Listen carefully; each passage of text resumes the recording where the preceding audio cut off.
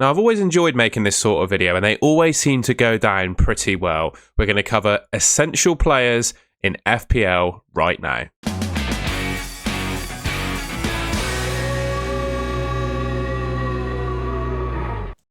First player, I had to talk about Ekitike, I think, didn't I? With Isak going off injured in Game Week 17 as he did, I think that can only mean, it's obviously not good to see a player go off injured, but I think in terms of Ekitike, it just makes him all that much stronger. I've never not once thought he didn't look a good player for Liverpool. The only thing that was previously putting me off him in FPL was, well, the other options that Liverpool had to play up front. Obviously, Salah is off to AFCON. Even Wirtz didn't look like he was 100% after the game. Obviously, Gakpo's out injured at the moment. Isak picking up his injury, and Szoboszlai picking up his 5th yellow card, who at the moment you would consider the Liverpool penalty taker, particularly with no Salah. That begs the question, could Ekitike maybe take penalties for Liverpool going forward? I certainly think he's got a good run in the team in terms of his minutes with those players that are out. I don't think anyone could really argue with that. The level of returns he's put up this season have been really good. He's been massively overperforming his XG, 4.3 and 8 goals. And of course, they've got Wolves next, who are just the worst team in the league this season, aren't we? So what we're looking at here is a guy who's almost, he's going to 100% start for Liverpool unless something drastic happens in training this week. Probably play 90 minutes against the worst team in the league. And then the couple of fixtures after that, Leeds and Fulham, are not bad at all. And let's be honest, we couldn't rule him out scoring against Arsenal. And then it's Burnley after that. The fixtures are good. The minutes look good. Can't really say enough good things about Ekitike at the moment. And I think that fixture against Wolves is so good, he could even be a captaincy option up against Haaland, I would say, particularly if you have a strong inclination that he could take penalties. I just think, at least for the next few weeks until Liverpool start getting some players back, he's pretty much essential. Now, I've been umming and ahhing myself about what I think the best Arsenal triple up in FPL is, right? I've had Saka in my team for a while, and all that time I've been thinking, is Saka really delivering 3 million worth more value than Declan Rice? Declan Rice he's so interesting in FPL, isn't he? Because he doesn't even need to get attacking returns to score points. I mean, last week he got, in Game Week 17, an assist, maximum bonus, DEFCON, just ridiculous amount of points as a result of that. It's just what Declan Rice does, isn't it? He can score points through any different means. I think just given how important he is to that Arsenal team, he's going to play every game probably for 90 minutes, which obviously means it helps with the DEFCON points. Minutes on the pitch help you get DEFCON. He can score points through multiple routes, right? Attacking returns, DEFCON. His baseline bonus with just like how involved he gets in games means that he's probably always going to be there or thereabouts for bonus points. And if he gets an attacking return, I think it pretty much guarantees he'll get the 2 or 3 bonus as a result. With Gabriel coming back for Arsenal, I think he'll be back soon enough. I think that probably means, they've got their main threat back for set pieces. Obviously, Declan Rice is the corner taker. Can't say enough good things about him, really. And I think at 7.1 million, you're getting a player that's, putting up, let's be honest, pretty much the same, if not more points than Saka is, for 3 million less. Yeah, really like Declan Rice. And it makes me think of we'll get onto this when we talk about defenders, but it makes you question, Arsenal are probably still the number 1 team in the league, at least to target from an FPL point of view. It leads to the question, what is the best Arsenal triple up? We'll get onto that as the video goes on, but I think on the subject of the best Arsenal triple up, I think Declan Rice has to be in there. With the level of points, returns through multiple different means and price, I think he's pretty much essential in FPL now. And before I forget, just want to chuck this in. Another thing about Rice is, I think with the way that he scores points, he's pretty much fixture-proof. You'd like to think that in the more challenging fixtures, he'll get more stuck in games and get more DEFCON, which could boost up his baseline bonus. And the fact that, he's their corner taker, one of the best, I think, corner takers in world football is Declan Rice. They can go in against any team as well. So I genuinely think it doesn't matter who he plays. You could stick him in your team and just forget about him. That's the only other thing I want to say about Rice. Before we go any further, I just wanted to very quickly mention the FPL Cartel, a little joint project I've started with my good mate FPL Tom. It's an exclusive Discord. We've got multiple chat channels about FPL, lots of different topics covered.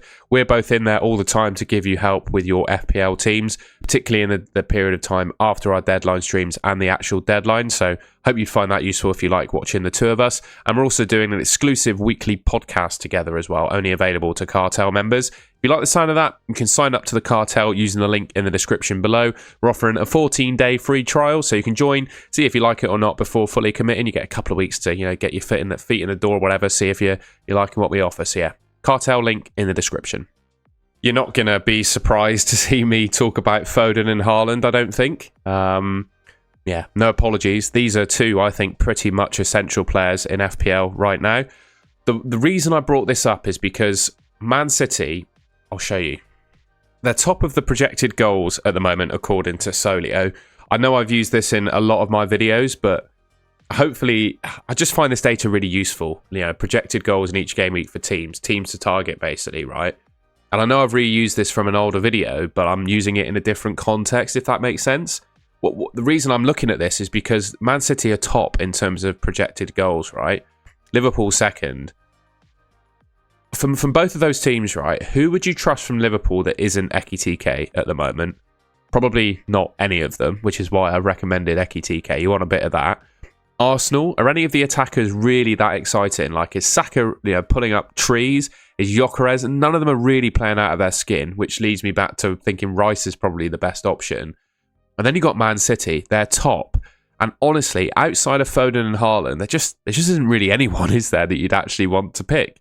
So, yeah, I know it's a bit boring, but these two, if you don't have them at the moment, well, I mean, if you don't have Haaland, what are you doing? But same with Foden as well. The only thing I would say about Foden, and this is a bit of an interesting comment to make on an essential players in FPL video, is he is a little bit purple patchy as a player.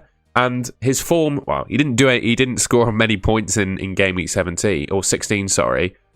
Or 7, it is 17. I keep forgetting what game week it is.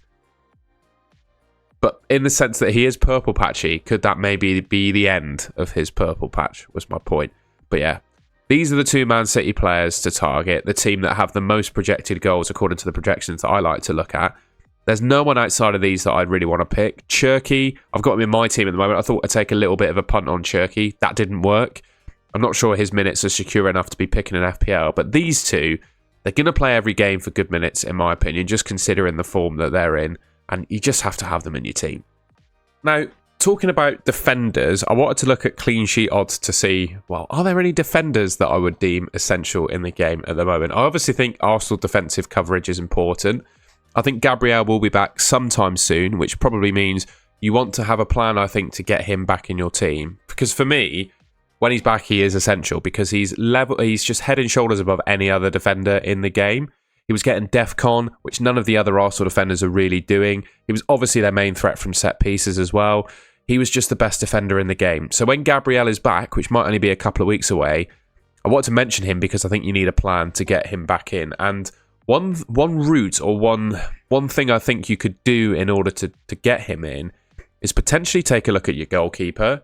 I think quite a lot of people watching this video probably have David Raya as their goalkeeper at the moment, and there is absolutely nothing wrong with that. But I do think Jordan Pickford could be bringing him in for Raya and then upgrading one of your defenders to Gabriel. Say you've already got Timber or another Arsenal defender at the moment. Gabriel, Timber, Pickford in goal is probably better than Pickford and Gabriel, if that makes sense. With Pickford, they've got such good fixtures coming up in the next 5 games. What I like about Pickford is he's a goalkeeper that makes a decent amount of saves, averaging basically 3 saves per game, which I think is the cut-off for a bonus point. He's an exceptional goalkeeper, I would say, for saving penalties.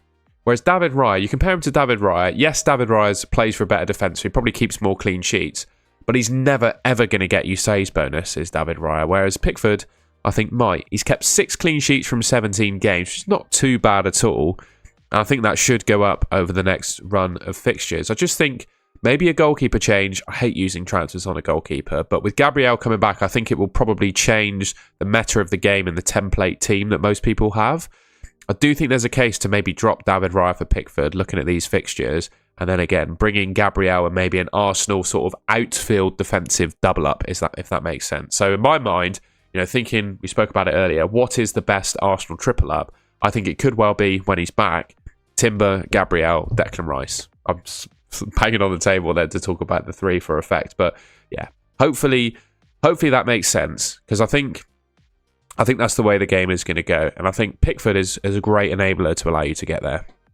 Now, we're going to talk about defenders. I just mentioned Jordan Pickford there.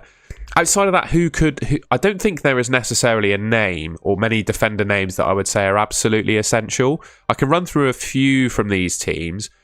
You know, we mentioned that I think you have to have both Foden and Haaland for Man City, but outside of that, there's probably no one from an attacking point of view that I had. So that probably opens the door for a Man City defender. If you're looking at a Man City defender, I think Ruben Diaz, Nico O'Reilly, Guardiola seem to be the standouts. The fixtures are not bad. They kept some clean sheets recently. Personally, I would say Nico O'Reilly is probably my favourite because none of them get DEFCON and he probably averages the highest amount of attacking returns. Well, he does. He's the most attacking out of those three, isn't he? So he's probably the one I'd go for if you fancy a bit of that. They've got good clean sheet odds, and also with Man City, like I said, the only other two Man City players I'd go for is Foden and Haaland, so you may as well pick a defender. I don't mind Van Dijk too much. I don't think Liverpool are fantastic defensively, but Van Dijk is just going to play every game for them. Hit DEFCON, I think he's averaging like 10.23 DEFCON per game. I don't mind him as an option. I think he has been unlucky not to score from set pieces this season as well. I'm surely Liverpool have to start, aiming for him from corners and getting some goals from set pieces. We mentioned Pickford and Everton. I didn't want to do an individual case on Tarkowski because it's hard for me to say he's essential, but I think he's a very good option looking at the fixtures. He's obviously really good for DEFCON, as we all know, and he's probably the only Everton defender you can hang your hat on to be nailed for the long term. With Michael Keane, he's decent, but Branthwaite is due back, I reckon, in the next few weeks. So that probably displaces him for the team. So Tarkowski's the only one I'd go for. Crystal Palace, I personally think a Crystal Palace defender is borderline essential in the game. But the problem with Palace is they've just conceded 4 goals to Leeds. That still, even though that's happened, it almost feels like a freak game. I'd still consider Crystal Palace defenders good for your team. Outside of that, though, it's pretty slim pickings in terms of these defenders, isn't it? Let me know in the comments if you've got any other defenders you think are worth naming as almost essential. Alright, well that's the end of the video. I hope you enjoyed it and found it somewhat useful. We're obviously not going to talk about interesting differentials in this video. We're going to talk about players that I think are pretty much nailed on. But I think the points I made there about Ekitike, hopefully the Arsenal defence, Declan Rice, that kind of thing is useful because, we can talk for days about who are the differentials. But the players that score you the most points in FPL are these kinds of players, the absolute stalwart, essential players in your team. And hopefully we tick the box nicely of explaining my opinions and giving good reasons for it. If you enjoyed it, please leave me a like rating and let me know in the comments if there are any other essential players that you think should be mentioned. And if you haven't already, I'd really appreciate it if you could subscribe to the Golden Goal channel. I'm pointing just up here, should be there. Yeah, hit subscribe if you haven't already, and I'll catch you in the next video.